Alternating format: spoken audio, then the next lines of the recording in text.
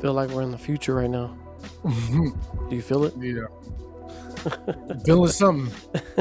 It's magical, man. These goddamn mosquitoes, man. Oh, yeah. That's what I'm feeling, man. That I do see, brother. That I do see. These mosquitoes ain't got no regard to like borders, territories. You know what I'm saying? Nothing. Your flesh is they flesh. You know what I'm saying? I on my long list of things that I want to ask God when we get to heaven, I gotta ask him about mosquitoes. I have to. That is on the list. And believe it or not, that's it's hot. cockroaches. Cockroaches, I'm not really. They bother me. They around, you know, whatever. But what do they do though? They don't do anything other than carry disease and be nasty. And they said they'll like survive. They can survive a nuclear fallout. They can literally just chill out. Is something. Maybe they're here for like people to respawn back into the cockroaches. You know what I'm saying? Since they'll be here. You know what I'm saying? Some niggas gonna be cockroaches, dog, when it's all said and done. So some basically, this was designed like the worst people is to come back and they become fucking cockroaches. Okay. Speaking of, shout out to A Bug's Life, man. Great film. Yeah, second Pixar film ever. Right after, and they had to follow that shit out of the. Had to follow up Toy Story, so that's why people don't talk about it as much. But what a banger! I remember. I don't know if you told me this or I've seen it on social media about Bug's Life and how they were that lesson that the what was he, a grasshopper? It was a grasshopper, right? The yeah. Mm-hmm. That like the social construct thing, like if they don't work, then we have to work and we have to get our own food, and who wants to do that? So we got to keep them under us. Even though there's more of them, they have to fear us, so they'll do our bidding. Mm-hmm. Like mod 6, 7, whatever. How old was I? Let me look. Hold on. When did Bug's Life drop? 98 maybe? 90, 97, 98? Somewhere around there. 1998. So I was 6 years old. I didn't know what the fuck that nigga was talking about, man. Just watching bugs, a blue ant. You were just scared of Thumper for some reason. Yeah, you know what I'm saying? But what a lesson, bro, from childhood. They was trying to teach us early, bro. Trying to teach us early. But it's another installment. You know, we back, blacker than ever. Don't just light skin. Sure. Had a hellified week, I would say. I mean, the Knicks, they got it done. What you said? Look, man, I was rooting for San Antonio. A lot of people, first and foremost, congratulations to the New York Knickerbockers. They got it done. Jalen Brunson is a 1A guy. You know what I'm saying? He was doubted. You know, he showed improve. Sure did. 45 points to cap it off. Shout out to Karl Anthony Towns and his lovely lady. You know what I'm saying? They said since she switched her bag from the Birkin to her brand, they had not lost a game. The only game they lost is the game that Trump went to, obviously for obvious reasons. But what was I going to say? The bag, Jordan, Cat, New York. Shout out to the coach. Phenomenal coaching job. Mike Brown, shout out to him. He did a great job keeping them boys in the blender, didn't know what to do. But a lot of people, sports analysts rather, were like, oh, you know, Wemby's a sore loser. He didn't shake anybody's hand walking off the court and all that shit and da-da-da-da-da. And I'm telling you, like I told nobody, because nobody asked me. I feel like, you know, in sports, yes, good sportsmanship matters, but he didn't do that out of like hate for them. He did that out of like disappointment in himself. And I don't think he holds that against the Knicks. They were the team that got it done. I don't think it was personal towards them. Yeah, more so as it was like this is the biggest moment in his career, and you know, and it didn't go the way he wanted. Like, you're gonna be upset. Like, so, like, you know, you're not gonna always be like you can't be jolly about that shit half the time. You know, some people can, you know, talk after this motherfucker didn't want to talk about it. Like, or like, I don't want to shake your hand. Y'all just beat my ass. You know what I'm saying? Like, but what do you feel like we got the better story out of the series, like the finals? Yeah, for sure. Okay. Yeah, because like I was telling you before before we got to the actual like result, we were talking about it, and I was telling you what the difference was. Is they was letting him run wild, you go get your points, but you gonna burn yourself out by the second half, and you saw what happened. His second half numbers dropped dramatically every time, because they were playing him 40 fucking minutes, and then you were leaning on a turnover machine and Stephon Castle, and then you're also leaning on a rookie, Dylan Harper, to pick up some slack too, which is never a amazing move. He still balled out, though. He did great, but like at the end of the day, a year difference does make a difference, especially when you're in the finals. If you don't forget this, McCall Bridges played in the final. He played for the Spurs not for the Spurs, for the Suns when they lost to Milwaukee. They won 2 games in a row. They thought they were about to take that shit, then they lost 4 in a row to Milwaukee. He knows how this feels. Let me ask you this. Yeah. Do we get rid of Fox? Do we keep Fox? You're not going to get rid of De'Aaron Fox, man. He's not the reason they lost. He didn't help. But he did not help. But that's the thing with basketball. People like to microscope about what the reason we lost is. De'Aaron Fox ain't the reason you gave up 39 points. You were winning. Coaching? Coaching. It's coaching, experience, and then they bench wasn't doing what they supposed to do. But at the end of the day, their conditioning wasn't to standard. They were coming out too hot, but they couldn't finish the game. And the game doesn't mean shit until the second half. Like, you could be up as dog. They blew a 39-point lead, Chris, or 29-point lead, bro. Yeah. Like, in basketball terms, that's like an insurmountable number most of the time. Yeah, that should have been over with. Other than game 1, because game 1, Knicks had that in the bag the whole game. They did. But other than game 1, the Spurs were pretty much in control every game. Yeah. And then the free throw disparity was incredible. Like, Spurs were shooting way more free throws than the Knicks were. And I didn't hear nobody talking about that shit. They were talking about OKC. Well, we know why. Okay, I mean the level of what's sending them to the line was okay. Obviously. But guess who shot 4 free throws in the OKC Spurs series? The Spurs. But anyway, I digress. So what are you saying, that OKC doesn't have a?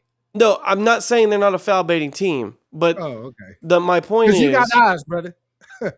Yeah, no, there's some ticky-tack stuff, but what I'm saying is, a lot. At the end of the day, if that is a free throw, like if that's a foul baiting team, you're still shooting more free throws than them, right? So that should not be, like, you've already broke that spread, which is why they won the series. I feel like the reason why it was getting called so much is like they don't play ball when the foul happens. They're looking for the refs. They're like, oh my god, they're making it. But you saw what happened. They lost the series, right? Like they lost. Look, and I'm glad, bro. Send that Canadian fuck back home, bro. They had a great regular season, you know, but like there hasn't been a repeat champion in the last 10 years, which is also great. Which is great. Which is really great. But and you see when you get to a certain level or a certain, like, you still got to win fucking 4 games. Yeah, you still got to win.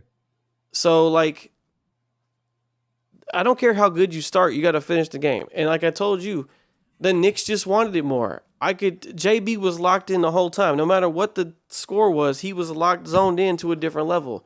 Mike Brown kept the rotation running smooth.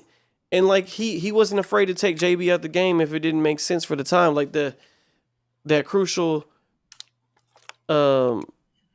game where it was like down to the wire, he took him out and put all big men in so they could get more rebound space. And they did it. Yeah. And then you saw that was the difference because Jalen Hart almost fucked the game up. I mean, Josh Hart almost fucked the game up. He missed that open open layup.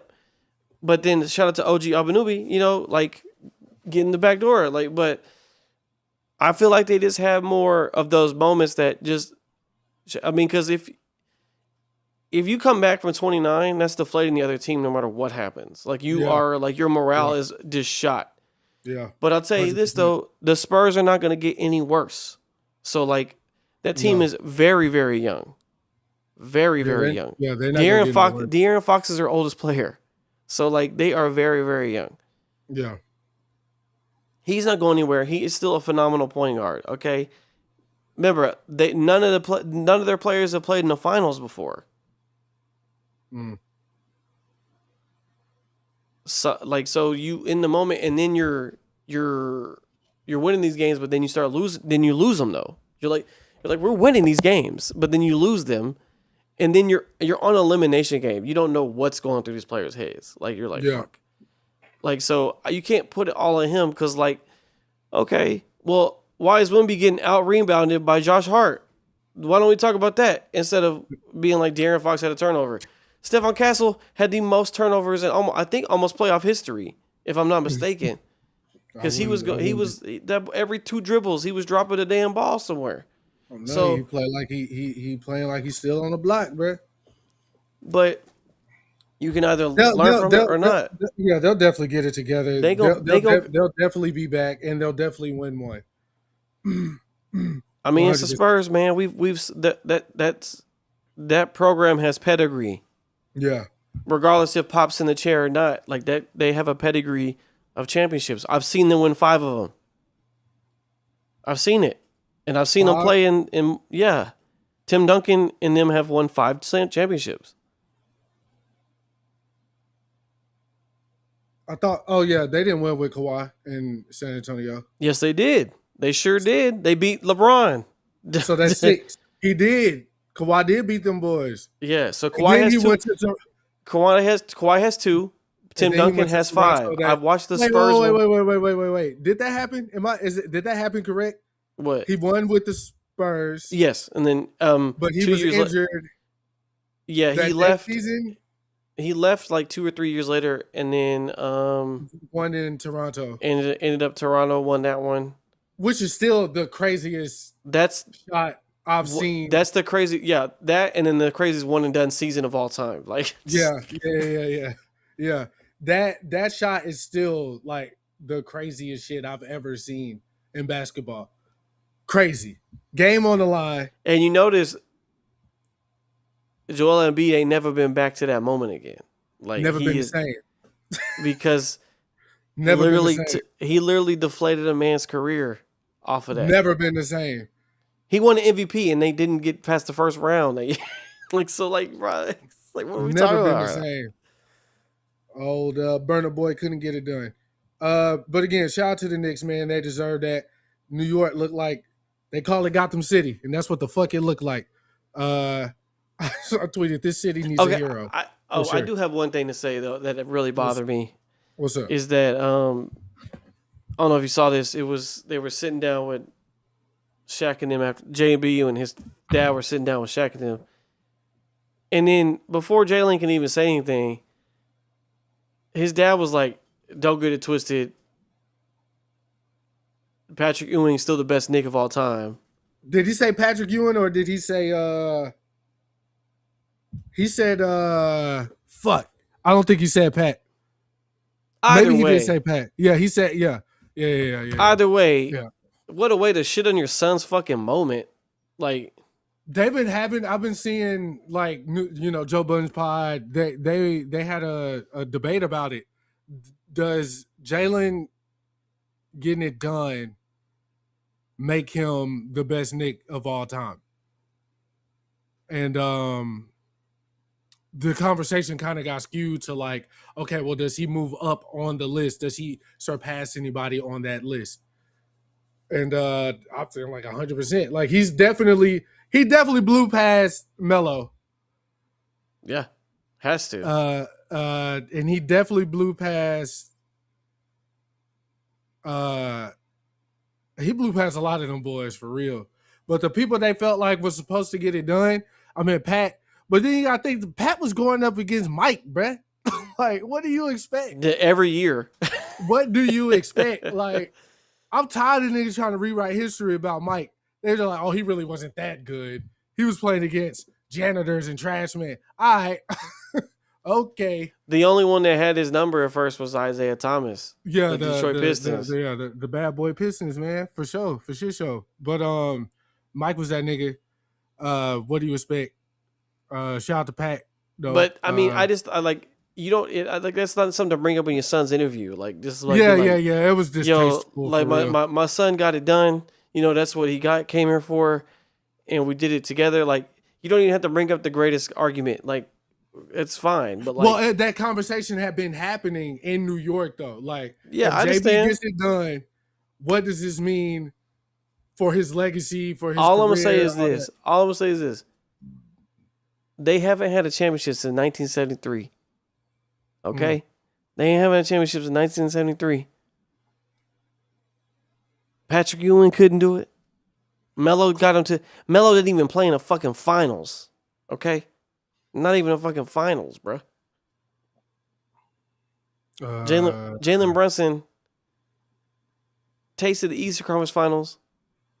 They lost, but it was like, you know what, we'll be back. And sure enough, he was back, and they went to the finals, and they won it. Okay? Yeah, New York is going crazy. And then to stamp it all the way, Chris, he scored 45 points in the deciding game. Yeah. Him. If you don't want to put him at 1, he got to be 2 or 3. He can't be lower than 3. Yeah, they won in the last championship was 1973. I know it. I know. I'm trying to, because I feel like his dad did not say Pat. He said somebody else. His dad did play with Pat though, so that makes sense. Yes.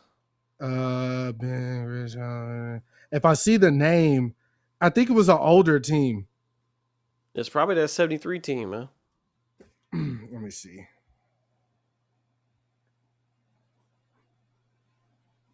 But, dog, that's crazy. 1973.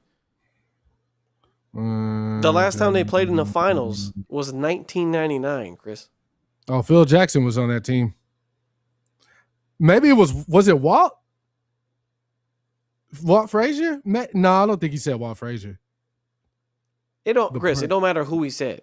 Because the fact of the matter is, 1973. Yeah. My dad was 13 years old when that happened. My dad is 66 years old. They haven't played in a finals since 1999, and they lost to the Spurs in that finals. Yeah. They got their lick back. So, like, we could talk about all these people, but no one took them to the promised land, man. Let me see. Hold on, we right. Oh yeah, you're right. You right. You was right. It's Pat. It was Pat. That's the only one that makes sense. Why? Because Patrick Ewing. I know Pat was him. I know he was him. He was the guy. But I know he was him. He just had to play Detroit and fucking the Bulls. And they were still getting smacked when Mike left too. Yeah. Oh yeah. They were still getting smacked with Mike left. So like just the Bulls in general at that time, that DNA was already in there, you know. But again, back to Wemby right quick. I don't expect every player to like have the mentality Kobe had. You know what I'm saying? Even though, you know, Kobe's my favorite player. I don't expect the next man to, you know, walk with that type of like chip on the shoulder or whatever. So I do think it's refreshing to see how our stars they don't have to be like diplomatic about wanting to win or wanting to be the greatest or not wanting to shake the other people's hand. The only nigga I don't like, and it's purely off of like his I would say like his nonchalantness about the game. It's shy, right? Yeah, I can't like he would definitely be in we would definitely be beefing like in real life. Like we would not like each other. I already know. I could just tell. He don't know me. I ain't shit. You know what I'm saying? I'm a nigga. But look, he got his one, right? Like he got his thing. Yeah. Do you think they'll get another one? Probably not. Like unless they mature, because like they're now seeing like, okay, you got your one, you got your one out the way, right? But now the league knows what you're doing. Yeah. Like that shit might, like I said, this shit might work in the regular season because these games are, we're having to strategically make our way through 82 games. But when we make it to the playoffs, bro, you playing us 4 fucking times. You gotta beat us 4 fucking times. Yeah. And you're gonna, and if you, since you're the 1 seed, you're like, oh, we don't have to play the Suns. You're about to play the Spurs, bro.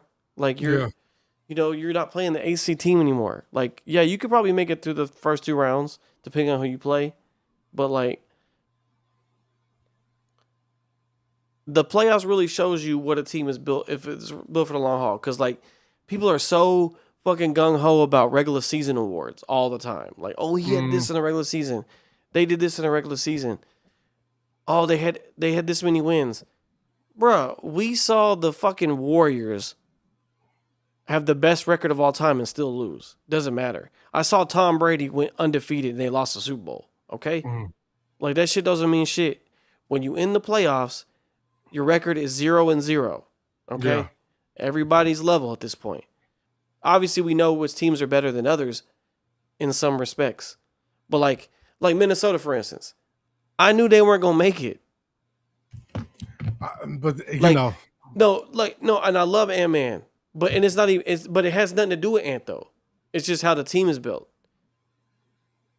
There is no second pure scorer on his team. So what can Ant do? If he scores 32 points, that's great.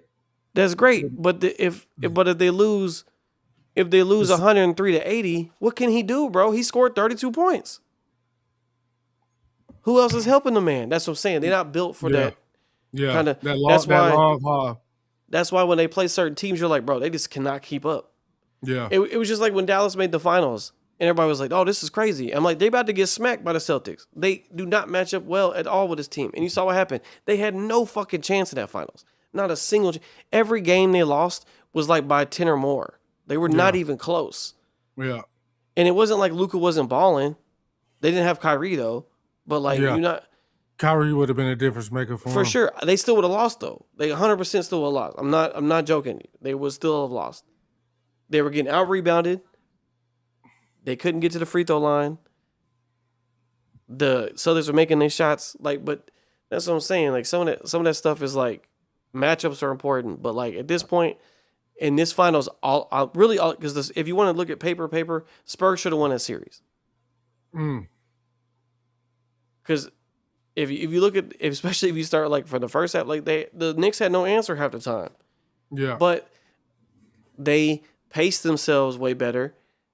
They rotated better, and they had the stamina, and also they just wanted it more at the end of the day. Yeah. Because if you want it, you would have finished the game.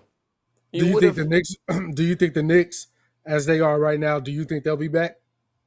I think they'll make it back to the Eastern Conference Finals. I don't know if they'll make the finals again right now because the East is pretty strong right now, so a lot of these teams are actually doing all right. But then again, it depends on health because health has been a big factor for a lot of teams lately. Where I mean, we just watched the whole season. Tyrese Halliburton didn't play at all. Yeah. Right, and his team was fucking ass without him. Yeah. Complete. And I mean, people hate him, but he took them to the finals, bro. Paul George couldn't do that. Yeah. So like, bro. Yeah. And he didn't have like, you could name like 3 people on the Pacers, bro. Like he has nobody else on the team, bro.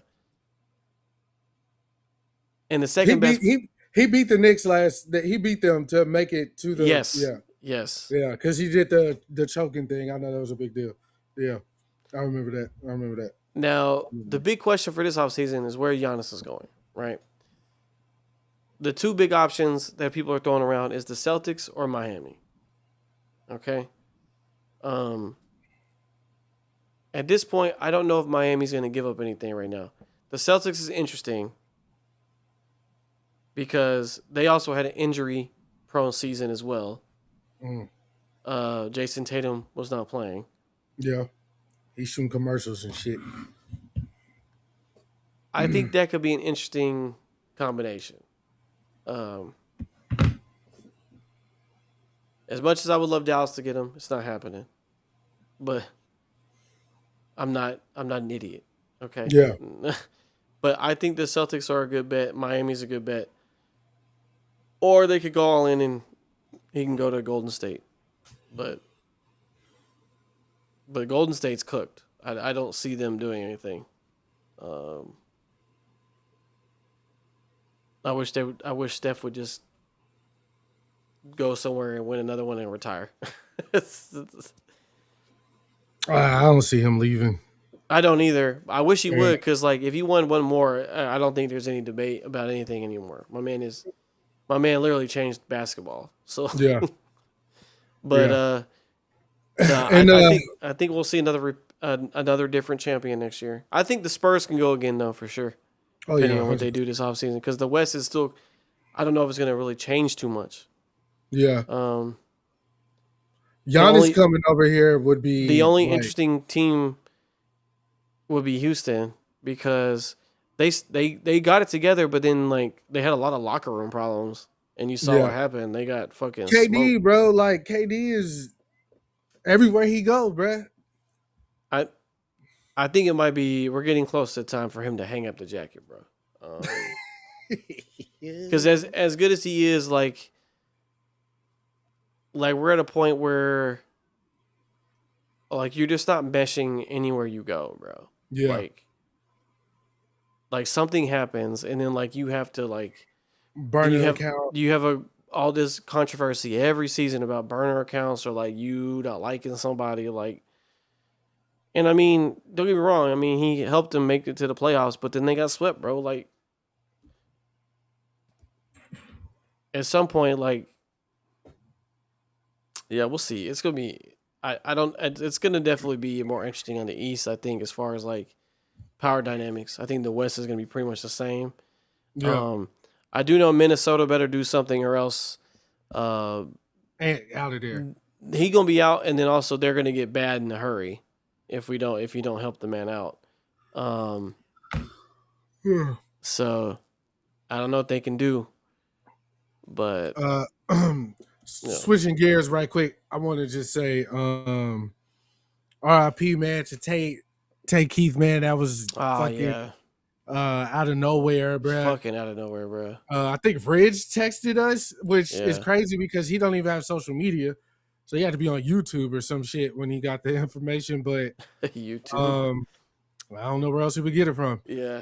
So rest in peace, man. It was a welfare check at his place. So I'm assuming he might have been deceased for some time.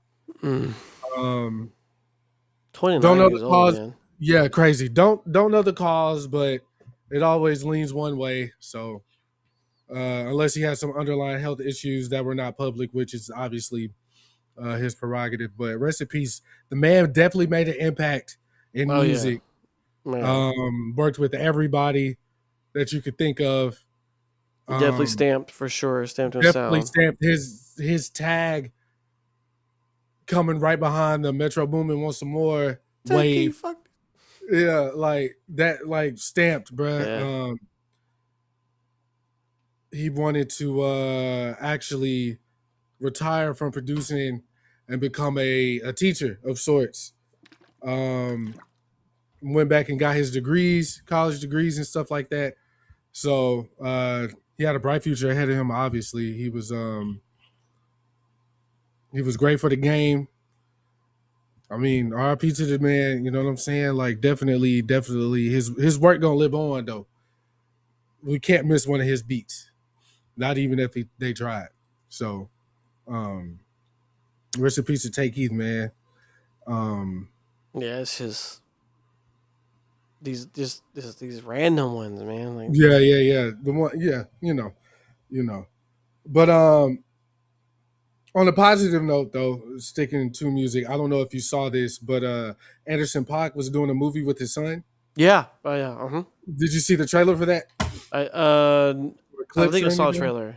Oh, I saw a clip on Twitter the other day. I don't know if the movie's actually out yet, But it definitely looked interesting, and I want to see it. Anderson .Paak definitely got the chops.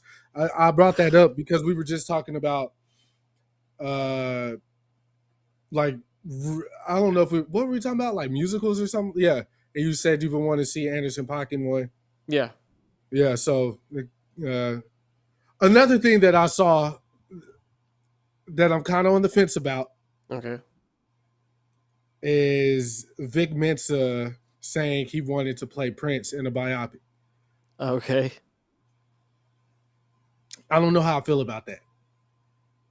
I playing Mike. See, the thing about Mike is, so you've seen so many people impersonate him, than to see somebody else. Flex Alexander was probably the worst rendition of Michael Jackson that we've Not ever that seen. white dude with the nose thing on his way.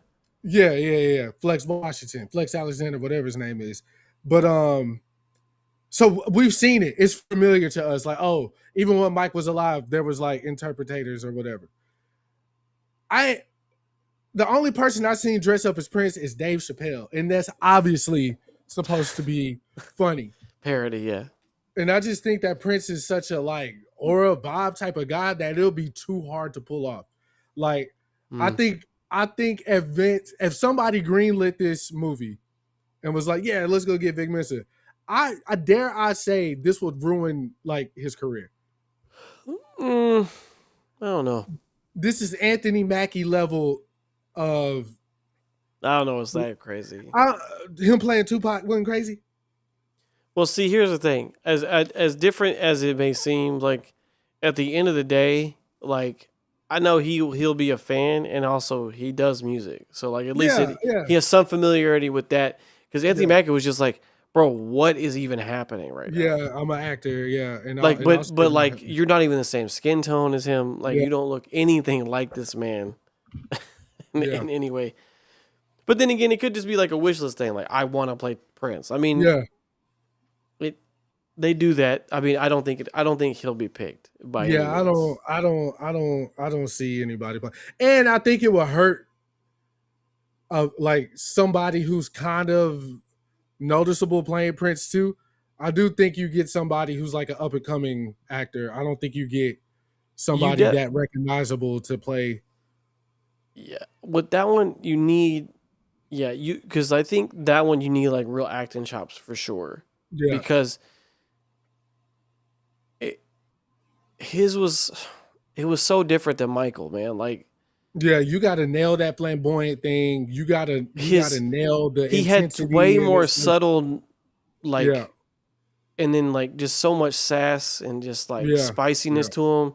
Yeah. Like, if you don't have acting, that's not going to come across the same way, right? Because it was all natural for Prince. Like there was no facade there. Like he was like, whatever he feel was like. Who he was, like if you like that bullshit, like he wore it on his face. Mm-hmm. Like so, you need like real acting chops, and then the look is important, but I feel like you need the vibe more than anything. Like, oh man, I need this to feel like Prince. Yeah, and Prince is pretty hard to replicate. Like I don't know if you've heard like a tribute band. They never sound right. Like you might have like a good drummer or a guitar player, but like as a whole, like you'd be like, oh yeah, the whole picture ain't there. Yeah, it's just, I will honestly say the best like tribute I've seen was probably for D'Angelo. Mm-hmm. Was at the Grammys. Yeah, that Bilal guy, I never listened to him. Oh, that was before. His man, like, though. Yeah. I ain't never listened to him like on purpose. I'm sure he's been featured on a Kanye song or something. Yeah, a lot of Common. He's in a lot of Common. Yeah, because he was in the Soulquarians with like Mos Def, Talib Kweli, Queen Latifah. That shit. Yeah. Smoked it, bruh. Smoked it. But one last thing on music, and this kind of political. It's more for Black people than around the rainbow, so to speak. Can I listen? So, as you know, Target was one of the first corporations to do away with the DEI initiatives. Mm-hmm. Once Trump said, y'all could drop the facade. We know y'all don't fuck with these niggas for real. And people got upset with Target. They Oh, yeah. rightfully so. They boycotted, hurt them in their pockets. Target definitely felt that. I go into look. Shit, I almost got a little ahead of myself. I have been taken to Target against my will. Okay, at least 3 times in the last 2 months. So they tied you up and took you to Target. Exactly what happened. My room contractor, you know, she went to Target. She went to Target. I had to go. We were looking for something. I was like, you know, I'm not finna just let you spend my money any kind of way you want to. I need to know what we buying. Didn't buy anything out of Target. I did buy something out of Target. I bought some lotion and I bought some vitamins. Okay. But that was it. That's all I bought out of Target. I did DoorDash some Skittles from there too. That's sick. But they're the only ones that got the sour berry Skittles. Okay. Needed those. So I'm guilty, you know. But like I was saying, I boycotted for as long as I could. You're the problem. You're the problem, Chris. Yeah, I know I'm the problem. I crossed the fucking picket line, man. So anyways, Jay-Z's getting ready to do his 30th year anniversary for Reasonable Doubt. Yeah. He's gearing up. We saw the Roost picnic. He's got Madison Square Garden. Think he's going to Paris. Think he's going to Cali. Do these big shows. And he's dropping the vinyl for Reasonable Doubt. He's got the original cover. Then he's got like an alternative cover. It's supposed to be like 2 to 4 new songs added on there as well. I'm assuming from that era. And of course, Black Twitter is like, yo, he's always the first one. He's always the one. He's always the one. And while I understand that argument going back to the Colin Kaepernick position for, you know, Jay-Z to even start throwing the Super Bowls, kind of had to speak on the current standings with the NFL and their black players, or what was going on in the world at that time. Yeah. So kind of, if you want to say Hov stepped on the Kaepernick thing to come up, get the Super Bowl, and then turn around and put prominent black or people of color on stage, it's like, you know, because for a while, we know what the Super Bowl used to look like versus what we've been getting these last few years with Shakira and J-Lo, and I think there was another artist. The Super Bowl in Miami was the first one they did. And Rihanna, we had The Weeknd. Was The Weeknd him too? Yeah, I'm sure I know that. I know people didn't like that particular performance. But it was the pandemic, man. What do you expect? Anyways, people were upset. Across the picket line. I personally have the vinyl sitting in a Target cart on their website. I have not pressed pay yet. I am going to press pay because I want the vinyl. Yeah. But where do you kind of stay? Oh, the caveat to this is every artist has a deal with Target when it comes to their vinyls. So Jay-Z, if you ask a 16, 17, 18, 19, 20 something year old as a list of artists who's the popular, Jay-Z's not even the most popular artist whose music is still being pressed up and sold through Target. GNX, J. Cole's The Fall Off. Yeah, they're Taylor one of the Swift. They're like one of the few retailers that have like actually still has vinyls. Like other than like record stores. Like they're right. Like, Speaking of, they just closed Forever Young, bro. I was wondering why we were getting like 600 vinyls at a time. Is because they're sending all their vinyls to my store. So anybody looking for some vinyls in the DFW area, I'm your guy. $1.99. 25% off Tuesdays on Senior Day. 55 and up. Bring your mom. Anyways, artists, like Don said, artists are going to Target because Target is one of the only big retailers that are still pressing up, shipping out vinyls. Yeah. So it's that thing where, you know, Jay-Z does something, is going to make news, and typically we're going to pick him apart. And that's been happening since forever. But the biggest I could probably think of is when he brought the New Jersey Nets to Brooklyn and building the arena and everything that took place up there. Like that's in my memory where all the like Jay-Z's not for his people talk started. But then you got on the other hand where let's go get 21 Savage up out of, let's go get him out of jail. Or let's go do what we got to do to get Barack elected. Let's hit these black places, make sure they go vote. And countless other things that he's done. So it's like in the moment, we applaud him for that, but it doesn't last as long as Jay-Z sideswiped Colin Kaepernick and whoop-de-whoop. And it, obviously being a Hovenger, I feel like I gotta kind of be like, yo, I'm not on that side of history. I'm getting this vinyl. I don't care if niggas call me what they call me. You know what I'm saying? I don't give a damn. I'm spending the $49.99 or $40.99, whatever it is, to get his shit. That's crazy. That I'm spending that much on the vinyl. Yeah. It's hoes, man. I got you. I mean, I need that. And I was thinking about it too while I was like debating. Look, I've bought stupid shits. While I was debating on if I was going to get the vinyl, I was like, I now have something that I could like pass down to my kids. Because I wish my parents would have kept their vinyls and shit, passed them down to me. But now I'm starting my own collection. I'm like, I'll have these forever. You know what I'm saying? And I just think that's dope. You're buying but you're buying like special ones too, so you're gonna have a lot of cool ones. Yeah. So I and just be able to be like, yo, son, like when this album dropped, I wasn't even listening to rap. I had to go back and figure out like just how good this nigga was from conception of his career. Yeah. So because ain't nobody put me on hold. Yeah, it's important too. I think it's cool that vinyl's still like a cool medium that people accept because like CDs are gone. Like nobody's selling CDs anymore, right? You know what I'm saying? Like he is selling CDs too though. Yeah, but what I mean is like no one's really at that level. That's not like a big media but people like vinyl records because they feel like a premium item. Yeah.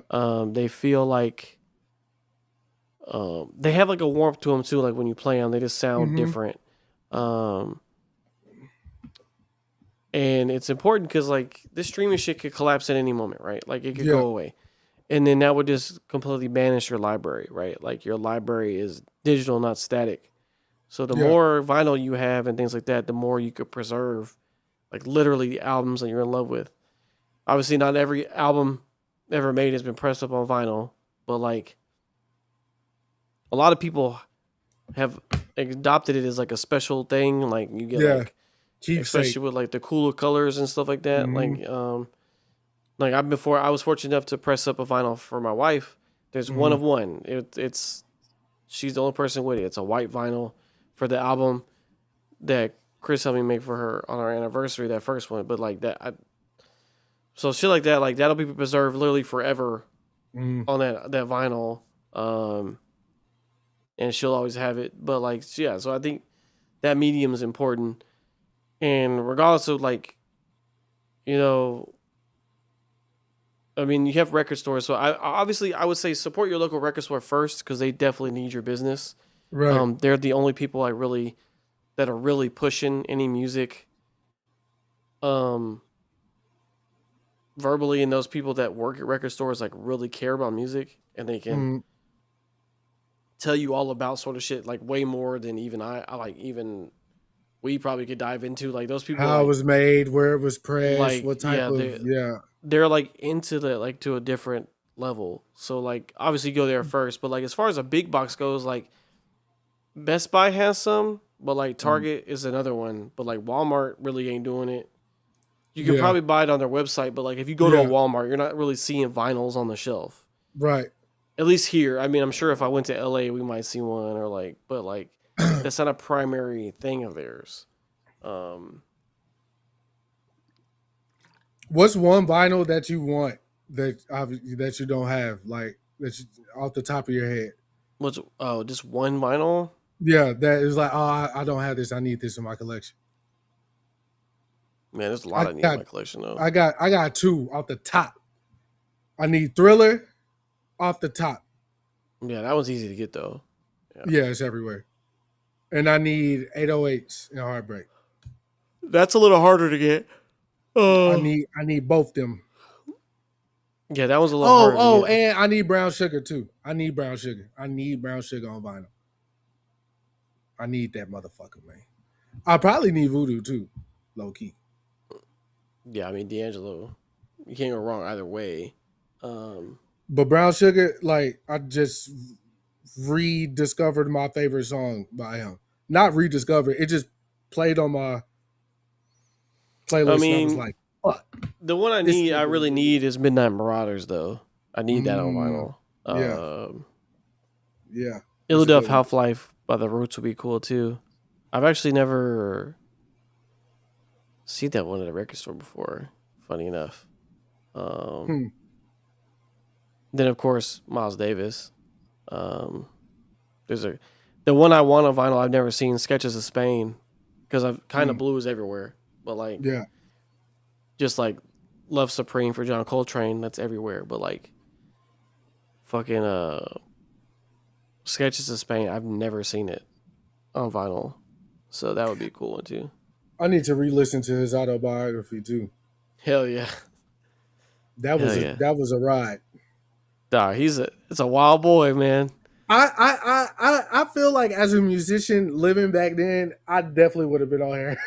It was just so crazy. Like, yeah, the way they explain it, like the way he explains it though, is like they kind of just they had nothing else to do. It was like we finna go have a time, baby. Yeah, and those boys had like I don't think people understand. Like, I understand some of these rappers might shoot you, but like back then, these motherfuckers would not even ask questions, just stab your ass. Yeah. They would just stab you. If you looked at them the wrong way, they would just stab you. Yeah. What you say, nigga? Dog, bro, the shit he was doing in that book, bro, like just for people like just be like even him thinking like I thought he was thinking some crazy shit, so I beat the fuck out of him. Like you're like, bro, you play the saxophone, like you know what I'm saying? Like, what type of time is you on, man? But I mean, it's a trumpet. But either way, like you play an instrument, but like I'm telling you, these boys ain't soft. You thought because people made fun of the Isley brothers in that outfit. I'm like, bro, them Isley brothers would have fucked you up. I'm telling you right now, all 13 of them, man. They would have fucked you up, bro, as a unit. Yeah. But no, I definitely do. I know, like, I think about that period in my mind. Yeah, insane. It's just dark. Like, everything is like dark lit. Like, I just know it was a different feeling. It's literally going outside with one street light on. That's the vibe type shit, like of the whole. Like, and I'm even thinking up until like I don't know who came first. I'm pretty sure Ray Charles was popping before. I'm pretty sure it very close though. Very close, but because that was like, yeah. That whole time was dark. Yeah, nigga, no, it's the same time, 1950s. Oh, yeah. Okay, yeah. Nah, nigga, I would have been. Nights like this, I wish. Bro, just like they had fucking legends, man. Like, yeah, and they all was on dope. Dog, every one of them. You had John Coltrane, Miles Davis, Ray Charles, Stevie Wonder. Yeah. Remember, Stevie Wonder been in every decade. James Brown, man. James Brown, the Godfather, bro. 60s was when the stuff started to brighten up a little bit. Then the 70s when it got real fun. Yeah, 70s when it got real fun. But the 50s was rough, nigga. No, bro. Every reimagining or telling of that time, it was like depression, bro. Well, they say darkness. Yeah, darkness. It was that Casey and JoJo song from Life, or not the Wyclef song from Life. That was like one of the saddest songs I ever heard in my life, bro. I don't want to see these niggas getting old. Oh, fucking Wyclef Jean is yodeling. Yeah. It's the soundtrack, bro. This shit is Hey, depressing as fuck. this might be a hot take. I'm not a big fan of Wyclef. Just to be frank with you. I literally just had this thought yesterday or the day before. I was like, why was Wyclef that nigga? Because the Fugees, I'm saying like the Fugees was incredible, right? As a unit. Yeah. Outside of the unit, the only one that made sense was Lauryn Hill, right? Yeah. Because Prize was, well, he's on some other shit. Superstar, but Wyclef had the "Someone Please Call 911" song, which was big. That was a big song when it came out. And then he was even rumored to be again, this is just a rumor. I went outside. I don't know. They even said him and Beyonce was dating back in the day. Like when she was like, oh, like, really? I don't know. But yeah, he was like he's one of those guys that were just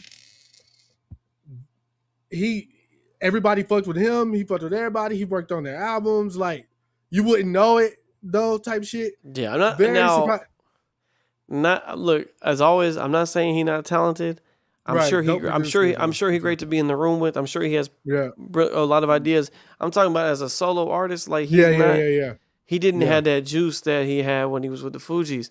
That unit was just so good, and then of course the third member is like he on some other shit, and then Lauren is Lauren. But you know when and we can move off this. We need to go to the movie if you want. Yeah, I just want to say, you know, when I was coming up, people would be like, "Oh, Black Eyed Peas are so lame" or whatever, right? They are. I liked. Once they start doing all that futuristic shit, I was on board. I got a feeling era. The only song I ever liked from them was that very first joint. Which one? The one with Justin Timberlake. Run in. Oh, like the "What's Going On" song. Yeah. Yeah. No, they got some. That's the only joint. But I didn't know that Will.i.am was like everywhere too. Dog, like everywhere. I didn't know he produced Umi Says with Most. No, he had a stupid run. Like, and I know his name sucks, but like, Will.i.am's clever. No, it's not. That shit is buns. But he was doing shit. Like, and I like, and anytime he's done an interview, like I like the way he talks about the way he makes music or whatever. Like, I would never deny, because I mean, as the Black Eyed Peas is a group, I know it's not all him, because like I've seen his hip hop work is awesome. Like a lot of it's like real fucking good. Even his pop shit, Fergie shit was hard. Yeah, Fergie shit. See, Fergie was the best part of it, honestly. Like, she can't sing, but they put everything they had behind her. But she made records though. Yeah, you know she had some records, bro. Records. Because Fergalicious is crazy. And that beat is so hard. Like London Bridges is crazy. Yeah, that's Polo. He did but that record is crazy. Yeah, no, they had records. OMG for Usher was crazy too. Yeah, exactly. I love that song, bro. Like Will.i.am was everywhere, bro. Fire. Shout out to Will.i.am, bro. Yeah, for sure. I mean, yeah, his work's undeniable, but I don't fuck with the Black Eyed Peas though. I understand. I get it. Definitely not. I guess you 2000 and late, Dalton. I guess I am. Well, anyways, we went to the movies last night. Yeah. And Dalton, you know, he put me on, I ain't gonna speak politically correct. He put me on one of these K-pop movies, you know what I'm saying? I was like, man, what is not this, accurate, because it has like several races in the movie. For sure. Different races, but he put me on, he said, yo, we gonna go see this, man. I was like, man, what, nigga, daughter get kidnapped, nigga? I seen Taken, bruh. But not like this, nigga. No. Oh my God. No. This was pure adrenaline. Just from like minute 15 on. If you haven't even at least 10% testosterone, you're gonna be fucking with this movie, bro. No, this shit like had me at the. Okay. Yeah, it was great. All right, so and the shit was dubbed from niggas like me who don't like to read. Yeah, it was like a mixture. It was a good mixture. Yeah. But we'll get into it. So this movie's been getting like it came out in 2025 in China. It was a Chinese film. Funny enough, with a Japanese director. I'll get into him in a second, but it got its U.S. release just last week, and it's gonna have a short little run. But it's been getting a lot of praise, really good reviews. Shot up the Rotten Tomatoes board like crazy. Like it's just been getting a lot of good press that you don't usually see for like a martial arts film, especially in between, like when Toy Story's about to come out and like shit like this, and like so it even getting. But right now it's kind of good for like these small films, like because it was a session and the back room's kind of making the waves. Like I think that kind of gave it a little boost. But it's called The Furious. Definitely, I know it's not like a big major release, but like after watching Kill Bill, I was like, man, I could go for like a good kung fu martial arts movie. I don't need no deep plot. I just need them to beat motherfuckers up. And now I would say the trailer doesn't give too much away. Like honestly, like it's a way different film than I was expecting. Even if you read the synopsis, like you're not even gonna think about what really happens in this movie, because essentially what it is there's a reporter who's researching a child trafficker who's kidnapping children, and she's trying to find where this at.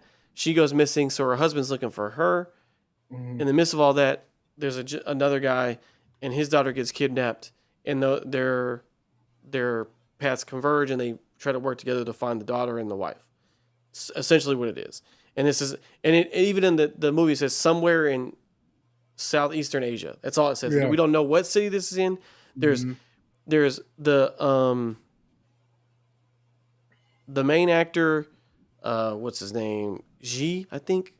His name is like Ji. I don't want to butcher his name. But yeah, Ji Miao is that's the main guy, and then the reporter's husband, he's Thai. His name is Joe Taslim. He's in a lot of stuff actually. He's in The Raid, which is playing behind me. He's in the new Mortal Kombat movie as Sub-Zero Noob Saibot. So you've seen him, but he's Thai. The director is Japanese. Then the main villain is a new up-and-comer. What is his name? Joey Iwanaga. He's Japanese as well. And then they had the Yayan Rihan is an Indonesian dude who was like an Ong Bak in The Raid as well. He's in a lot of martial arts movies just as like a guy, but he's the guy with the bow. Oh, we talking about the nigga with the bow?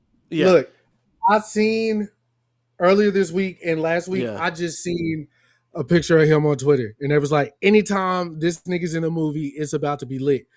This was before I knew he was in the movie that you told us we were going to go see. I'm like, damn, I wonder what they talking about.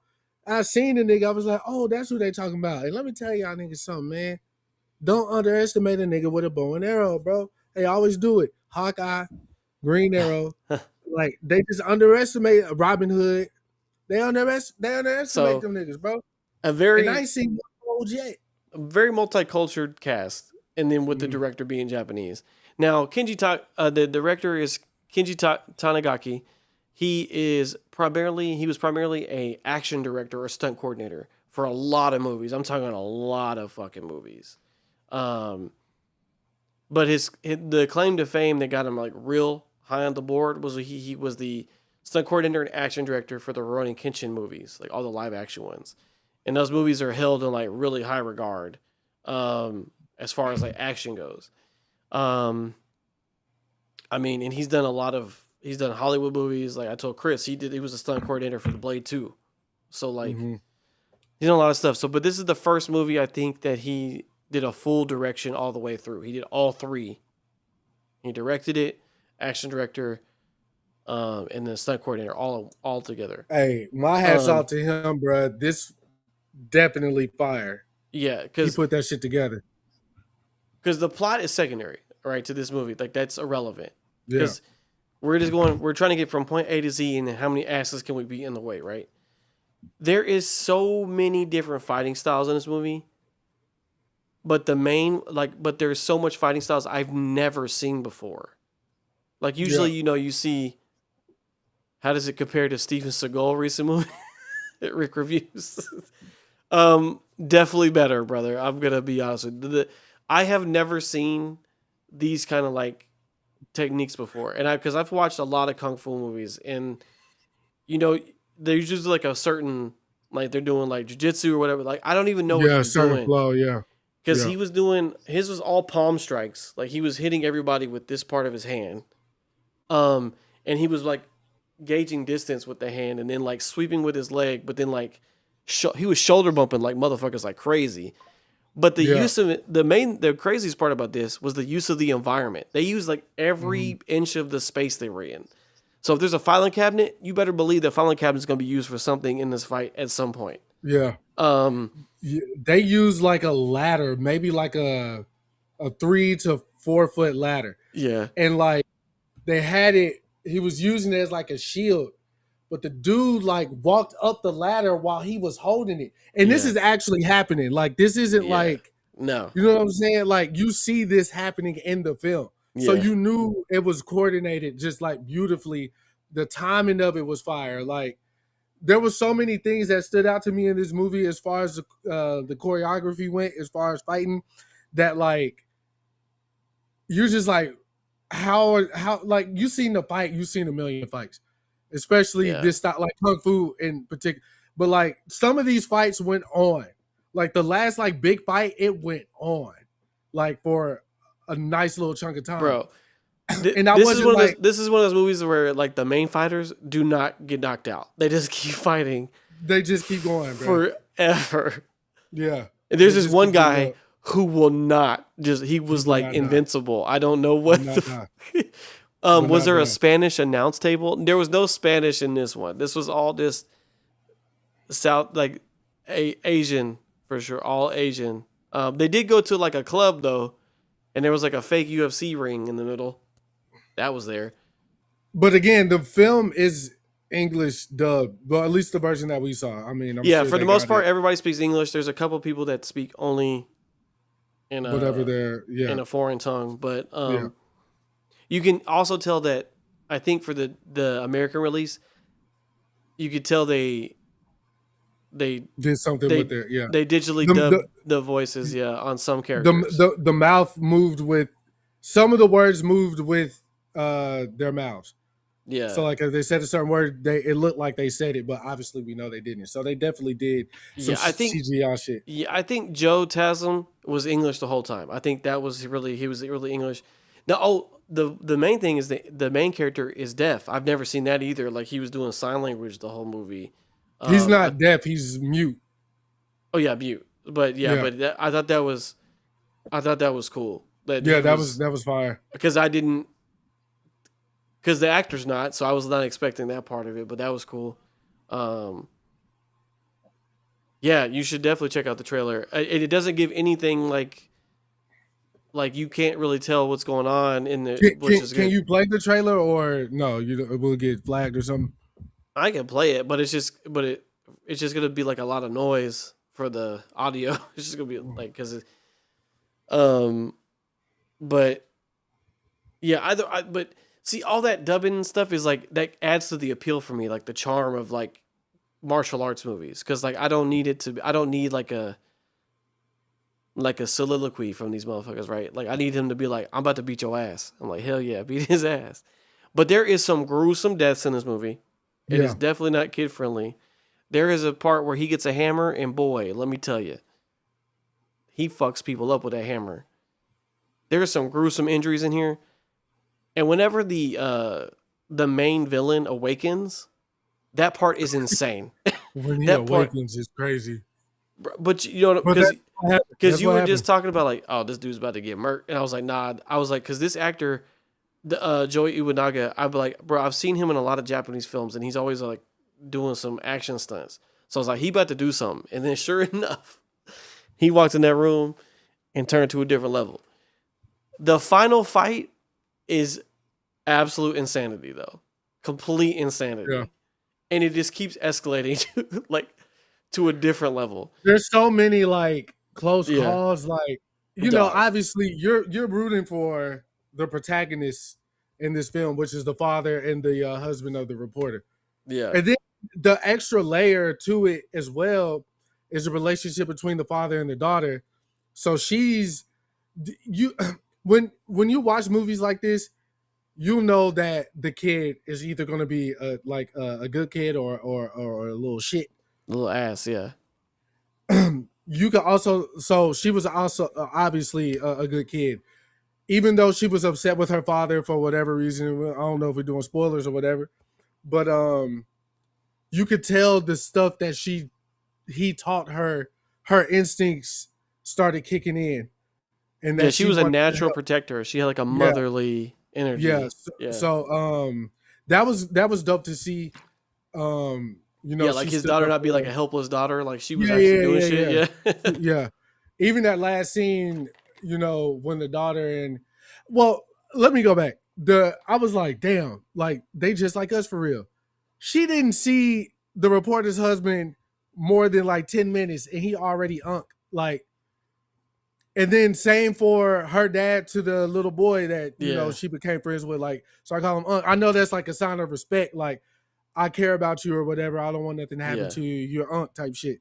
But that's what's like. That was the first thing I was like, damn, they call everybody Unc too. Like that shit crazy, bro. And what's cool is like you like obviously the protagonists have an initial fight because they don't know who each other is, but then they don't ever fight again, like which is great because that usually is like a fallout moment in these movies. Yeah, But in this one, they actually had a really good rapport, and there was a part where he was like, "Hey man, you saved like you got your daughter. I'm gonna find my wife. Your job is done. I don't like you can go take your daughter, get her out of here." Like he was like, right, "I'm not about to risk y'all's safety anymore." right. But the daughter was like, "Dad, I'm gonna go with you. Yeah, Like we gotta save this guy and the rest of the kids." yeah. And they rode him in a motorbike together. You know what I'm saying? Like there's so many like cool little things like this. This movie definitely surprised me. It is definitely gonna be one like I'm definitely gonna cop. Like I'm gonna buy Mm. this movie to like have as like this will be a great comfort movie, which is a weird phrase, but like it's a great movie that I could just throw on and be like I want to watch some of these fights again Yeah, because you're gonna want to see some of these fights again for sure. I need to watch them in a closer way, like because like there is so much going on Yeah. and it's large groups of people constantly like fighting. Outside Um, of that last fight, the last group fight, I would say yeah, was be the climax to the fighting. yeah. What was one of your favorite fight scenes, like area, time wise, or whatever? Oh, dog, when he went in the nightclub Yeah, and he got the hammer, like that shit yeah. was just like he was like just not playing, bro. Like he was just going bananas. There was so many dope ways he was defending himself, like on the Yes, ground, standing up, mid air. Like there was yeah. so many different ways he was like, I'm like, bro, this shit had to I'm take. telling you the way that fighting I've never seen any kind of fighting style before. The way he was blocking stuff sometimes was like bad Yeah, interesting. I think that first initial fight he had with the kidnappers was But like, it got me prepared. I'll yeah, say because that. Like it but was great. it was stilted because like he had literally just ran full speed in Yeah, flip yeah, yeah, flops yeah, for yeah, like over a couple miles, yeah, yeah, and yeah, yeah, like yeah. then he had to fight these like like a crazy motherfucker. First off, there's a bald guy who's literally insane, and Or he's definitely on the spectrum.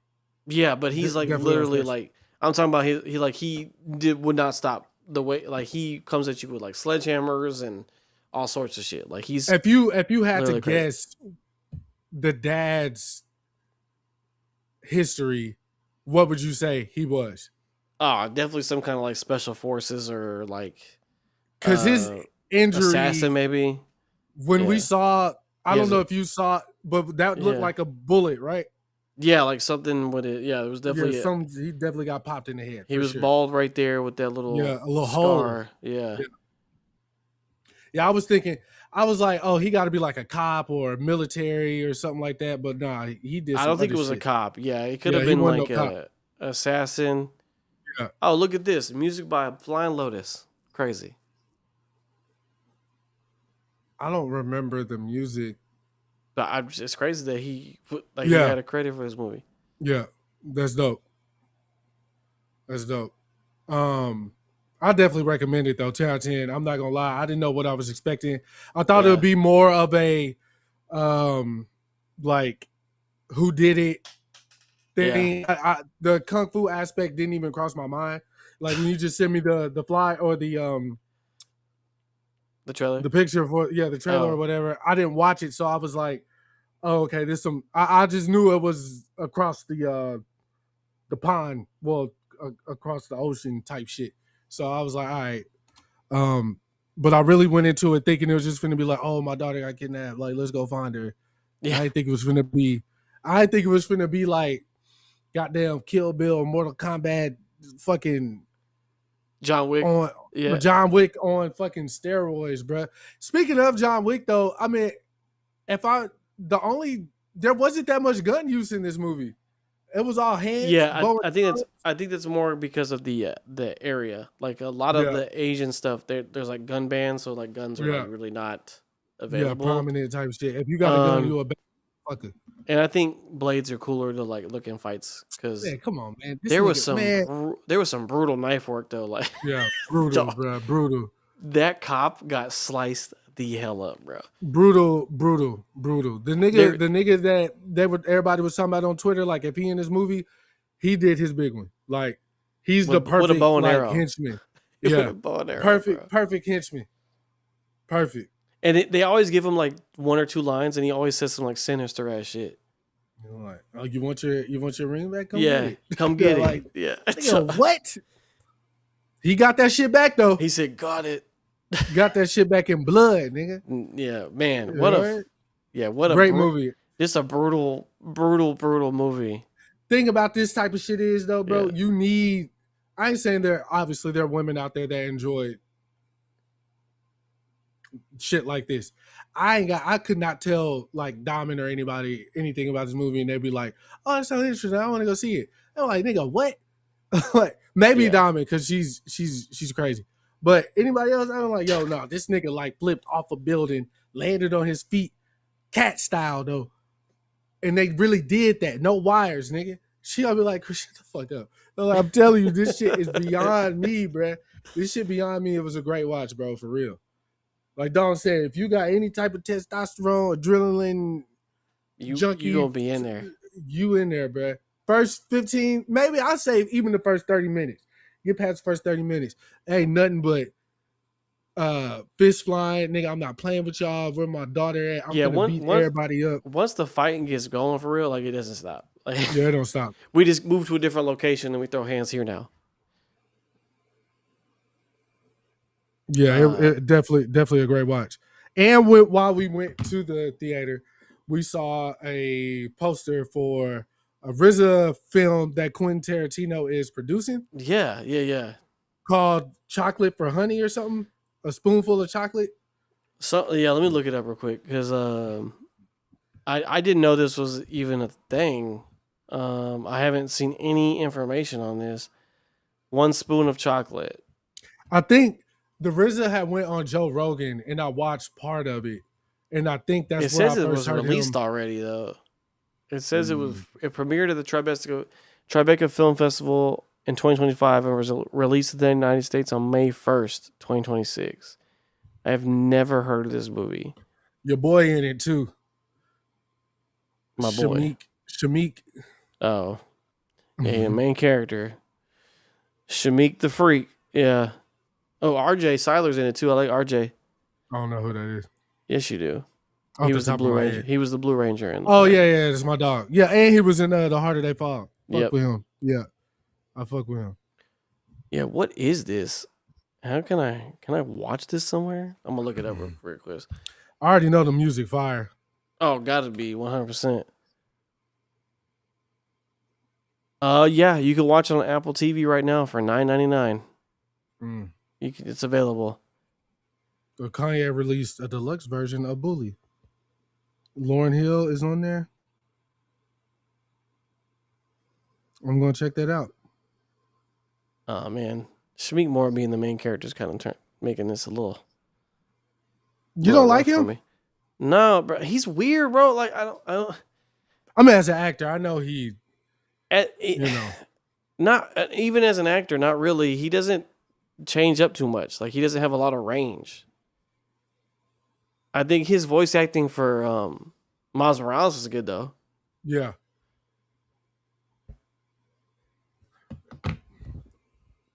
But I mean, you let me know. I don't know. I want to ask you. Yeah. Is what I want to wrap the pod with. Okay. So you let me know when you're ready to wrap. You tell me. Throw the question out because there's not much more I can say. It's a kung fu movie. I definitely recommend it. Go see it. And if you can't go see it, please just get it immediately once it comes on streaming. Like just go watch it. If you like The Raid or anything like that, you'll definitely be fucking with that shit for sure. For sure. I haven't seen The Raid. I know Miles would rave about The Raid. It's on Hulu Disney Plus right now. You can watch it right now. The Raid. Word. I'm not really into watching TV anymore as much as I used to be. That's very strange, but I just don't do it. But growth.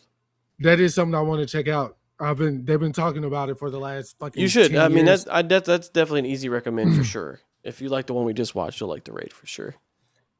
Okay, so I heard this on a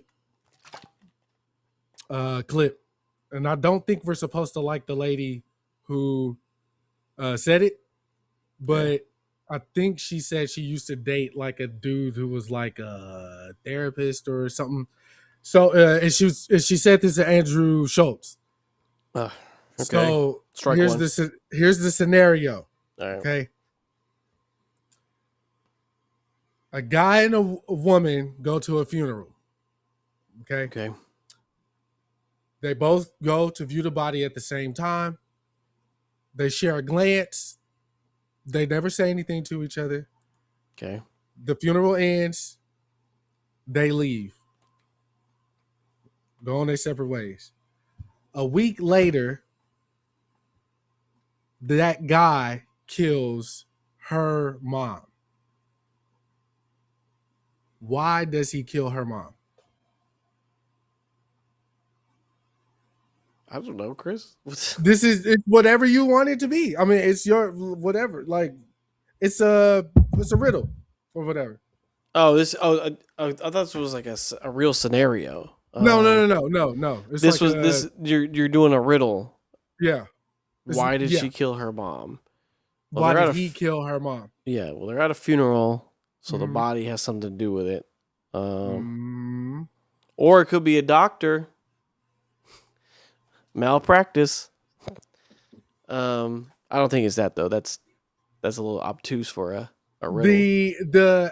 I don't know if it's a riddle. It's something though.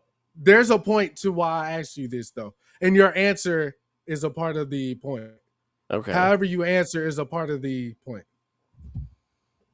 So why did the guy that she only seen one time at this funeral share the glance? Why did he kill her mom a week later? It's a little dark. Yeah, it is very dark. Yeah. I don't know. I can't think of like a suitable answer in my head. Other than it has something to do with the body that the funeral they went to, but and sort of. Let me know when you ready for me to. Just tell me because I don't know where this is going. I don't even know what's going on right now. He killed her mom because he wanted to see her again. Oh, okay. So the thing behind one of those, okay. Yeah, the thing behind it is depending on how a person answers determines if they're a sociopath or not. Oh, okay. Yeah, okay. It's one of those things. I asked one person other than you this.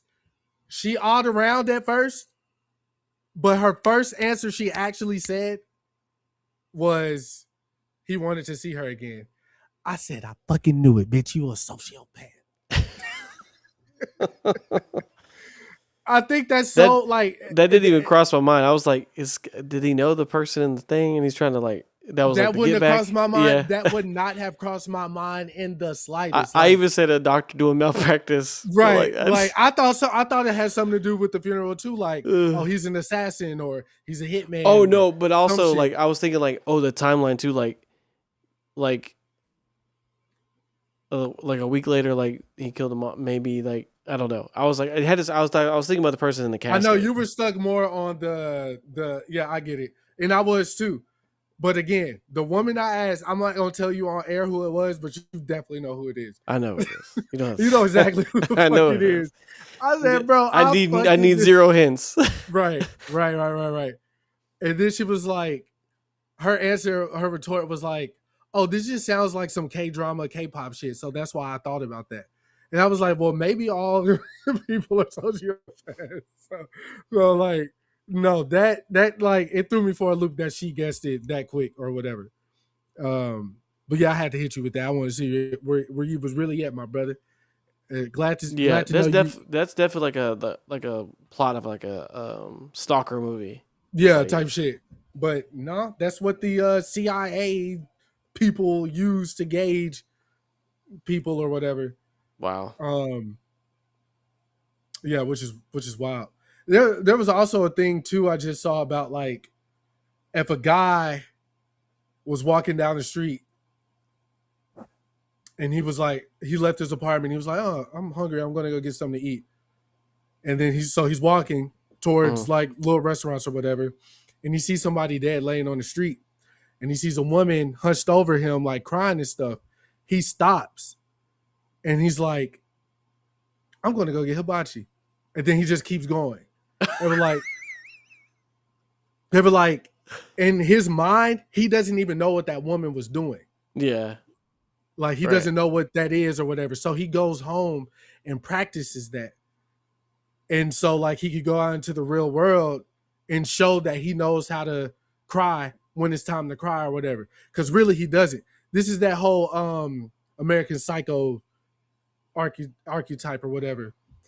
So then the guy who's explaining this goes on to say, this is why they stopped doing, they stopped teaching them that in these type of rehabilitation things, because they teach them how to essentially blend in to continue to kill people or whatever their thing is. And it's just some shit you don't think about. Like I would never think like, when you send somebody to rehabilitation, essentially you're teaching them how to not get caught doing what they're doing, how to like blend in with society or whatever, how to be functioning like psychopath. It makes sense if you really think about it. Why I brought this up, I don't know, brother, but I did want to leave you with that little nugget and the audience too. To think about, you could test a nigga you think is a sociopath now. Any nigga that would get that answer right, I'm not talking to them no more. I gotta talk to her for obvious reasons. But if I had a choice and I could really not do it, I wouldn't talk to her no more. Bitch, you plotting on niggas, and you gonna go through with it. That sick little twisted, demented brain. Hey, did you start X-Men? Is it out? I thought it was out. I'm pretty sure it's out. I know it was this month. Did I miss it? Oh. I'm pretty sure. I might be release date July 1st. I'm like, bro, what are you talking about? I must have saw early reviews for it then. Bro, I was like, bro, I know I was like, if it was like, I was like, better been today. Because I was like, yeah. I had that bitch on my watch. It would definitely pop up, tell me the new episodes have been released. Shit, my bad. July 1st. My bad. July 1st, we out there. Are you going to take the kids to see Toy Story 5? I will take one of the kids to see Toy Story. I'll take Raiden to see Toy Story, yes. Yeah. Ronan definitely ain't sitting down and watch a movie. Not happening. Not yet, at least. No. Not yet. Well, this is another banger of a pod, man. I'm finna go make me some chicken fries. A little hungry. Shout out to Tyson. They always been in my corner. I'll stay in theirs. No pun intended. You remember those the spicy chicken sandwiches they used to have in the school lunch, baby? Yeah. I was just telling my coworker To this day, I have not had a better chocolate chip cookie than elementary school. The 2 in the little bag, never had one better.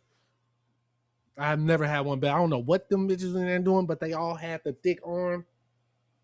Yeah, they used The to lunch put lady arms. They used to put real sugar in them things, man. They don't have it Bro, anymore. they were soft, bro. They broke when you picked it up, bro. Like, remember? I mean, you remember back when we were kids, like French Toast Crunch was like crazier. You buy it now, you're like, what the fuck they do to this shit? Yeah, like this shit bland. Like this diet ass. Like back in the day, French Toast Crunch was like you literally eating piles of French toast. Like this is what it tastes like.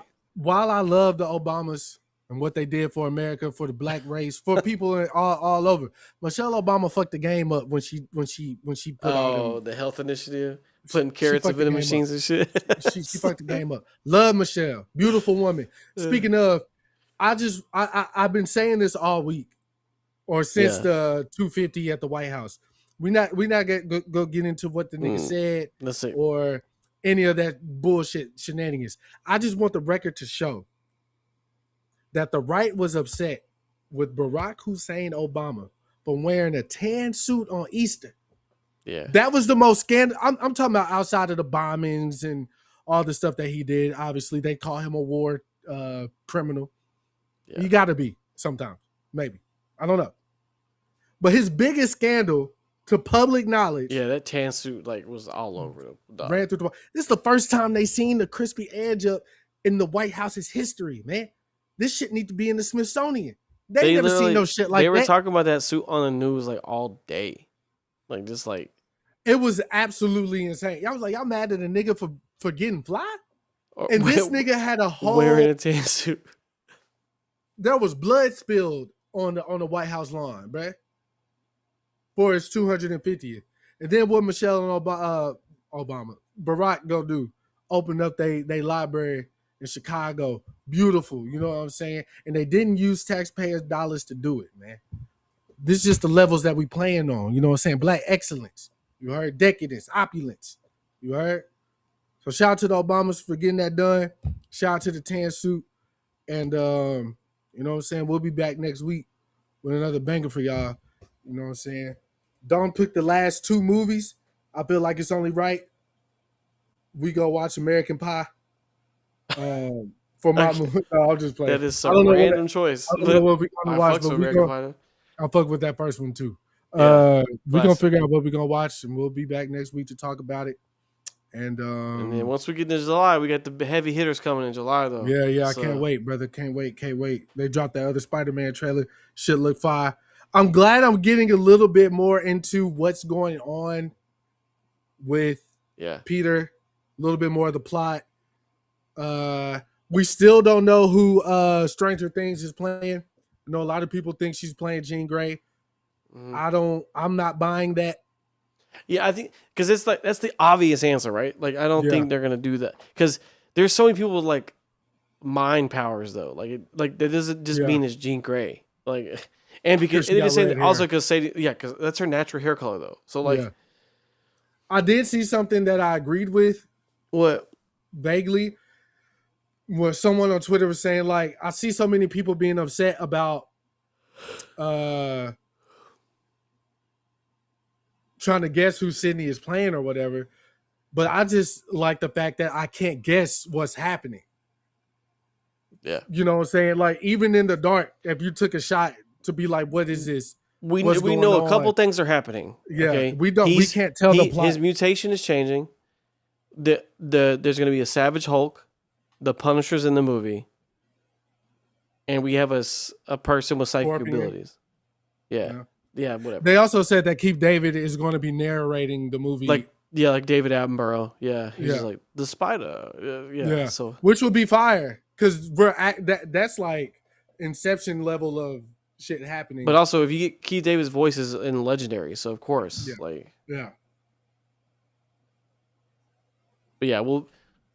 July's gonna be a lit one, man. Can't wait. Until then, happy Juneteenth. Yep. I'm black and I'm proud. My son made a Juneteenth flag out of popsicle sticks. Turn up. Type shit. What's the colors he used?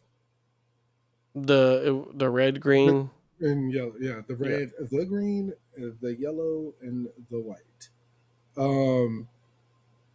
Yeah, that flag hard. I need to actually get a T-shirt and wear that for Oh, the the 4th of Westchester July. neighborhood too put them up as well around the Oh, corners. dope, Yeah, over here. dope. I need to get a Juneteenth. I need to get that black national flag T-shirt. But anyways, next week y'all will be back.